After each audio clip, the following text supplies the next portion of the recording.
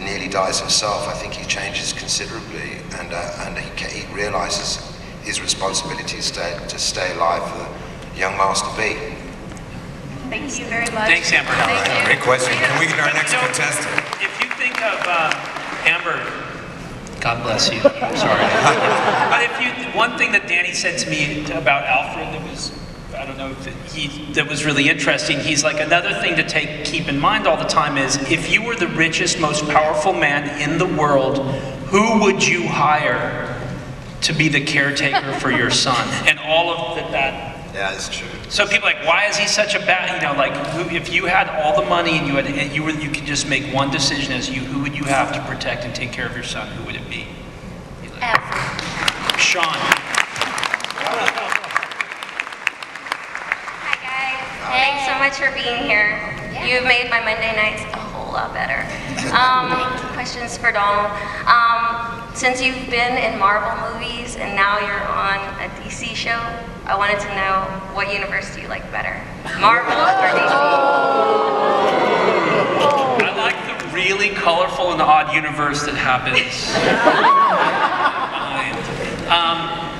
They're both fantastic. They're both, I would have to say that when I was younger, I was probably more drawn to the Marvel universe, because I think it was just bigger superheroes with superpowers. And then when I became older and got into different types of comics, I really loved the noirish nature of DC Comics. I like Raymond Chandler and James Ellroy, and I like these. So it had a different kind of literary feel of Americana that felt more like someone like a detective without a superpower can somehow play a role in these worlds, because I can't get up and fly after somebody or whatever. So, I mean, they're both powerful worlds, and the most amazing thing was, I remember the Saturn Awards like 10, 15, I can't remember how many years ago it was, I was asked to do something and my agents were like, it's for that stuff, like the comic stuff, and you're like, that is, comics and fantasy are the film and television industry. They are, and they're incredibly creative. So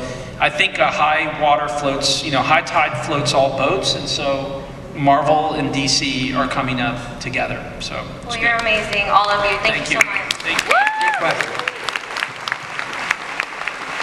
Hi, my name is Justin. Hey, Justin. This question is sort of for all of you. Obviously, when y'all read the script, this is obviously a story that these characters already have a lot of origins. They've been imagined, they've been reimagined multiple times.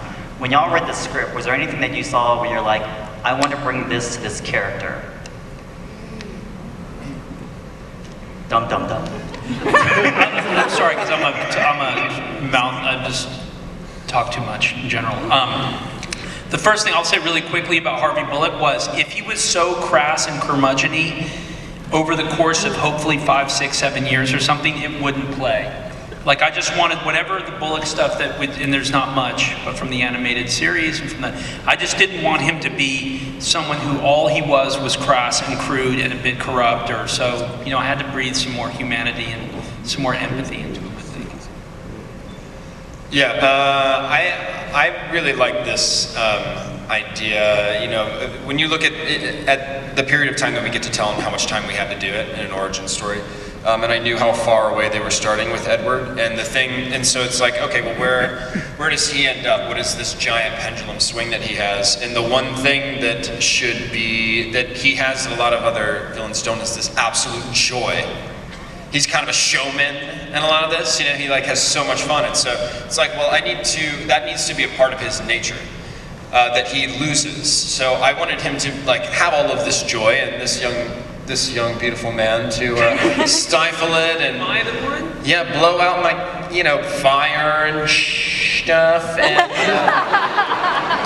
so I really wanted him to be like big and fun and like not really care what people think about him until he gets shot down and shot down and shot down and shot down and shot down, and then and then he has to kind of deal with that and navigate his way to kind of build himself back up again, and then one day he will have all of this joy again and tormenting people because he has so much power. It's gonna be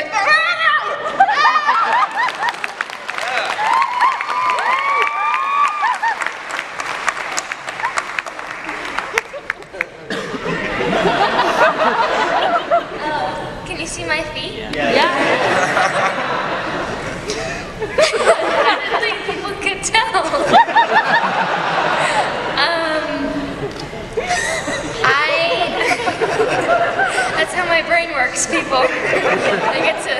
Like a salamander, like.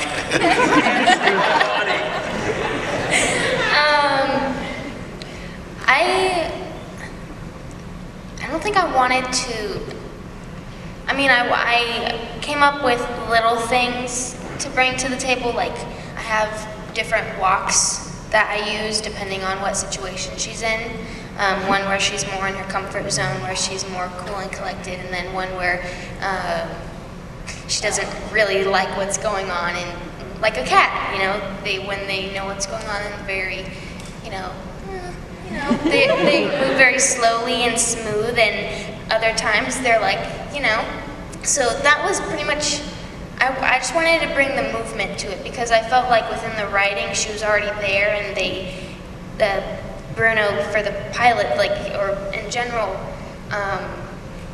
they already kind of set it up for me, and as a dancer, I was able to bring the movement part to it. So that was pretty much all I did. They set it up for me. Yeah. Very cool. Thank you so much for that question.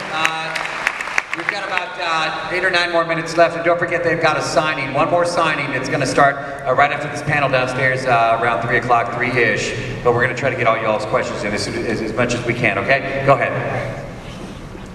Hi. First, I'd like to say I love what you guys do, and you're right about his face. I was sitting down here staring. What face? Tommy!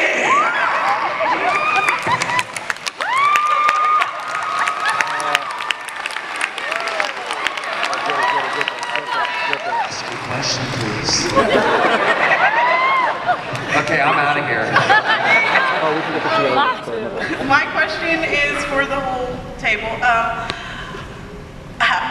What kind of research did you do to bring into your character? Like, did you go into the comics? Did you go into other movies? Just like, how did you find your character? I don't know about the rest of the other guys, but I was trying to write a sort of a character Bible. I was very aware of sort of Alfred's world, but he'd changed so many times in so many different versions. And I tried to stay away from a lot of the stuff that had been written about him before, just so I could prepare this and present it to Bruno and to Danny. And when I did, I was quite pleased. It was only when we started shooting that, giving the militaristic background and everything like that, the history that I had planned, I started looking into it, and a lot of it was there. So I was actually really pleased that I'd sort of got there, but it had already been there. You know, he'd had many guises before, but there was some way he was military intelligence, some way he was an actor, some of these things, the art of concealment, all these things, they were actually there. So I was quite pleased. So tried to stay away from it, because again, we're reimagining these characters. You know, the show is called Gotham, and it's molding us into the people that we become. So it's like Cam said earlier on, it's got a lot to do with the gentle sort of persuasion of the writers. Mm-hmm. So I did a little bit of everything. I watched the TV show with Adam West, some episodes with Catwoman in it. Mainly the comic books, just because that's where everything really is.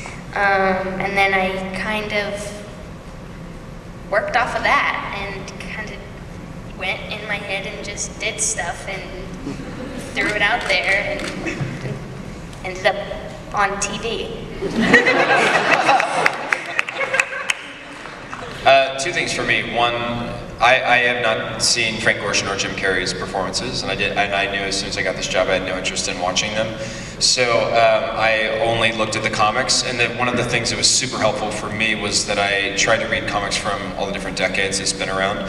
And the thing that was really freeing for me artistically was recognizing that every time a new artist came on, every time a new writer came on, the tone shifted, the look of the character shifted, and everyone was able to put their own voice to it. So I felt a kind of artistic freedom to make something that I wanted to. And then secondly, I had a long conversation with Bruno Heller, or rather, he had a long conversation with himself, and I was on the other end of the phone listening for about 15 minutes while he just blabbered about the inspiration for him for this character, and the idea of making Edward a Riddler of the 21st century, and knowing what we know about medical conditions and mental health and whatnot, and for me to take the time to do the research there to make sure that I'm creating someone that is accurate to the kind of obsessions that Edward truly has.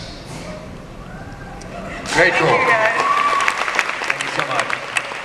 We're actually going to have time for maybe 2 more questions, guys. So I know, we're running quick on time right here. So I'm going to go get you in. Make it a good one, dude.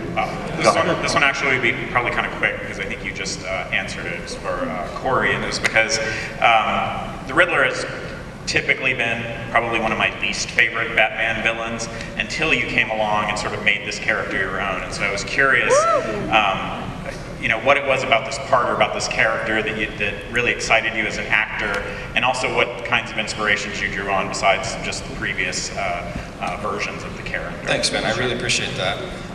This role is really terrifying to me because the idea of someone being terrifying or a villain because they like riddles. You know, if you don't really know the history of DC and of Batman and how it's kind of, you know, was all fun and games and puzzles and whatnot, and how he can actually be tormenting, it sounds a little silly. I was interested in the idea of who is someone that communicates in question and answer and puzzles and challenges people eventually. You know, it was scary to me, so that's kind of why I was interested. But when I read The Riddle Factory, the comic book The Riddle Factory, which is, I think, my favorite, it was the first time that I read one where the Riddler was horrifying. You know, to run this game show in a secret location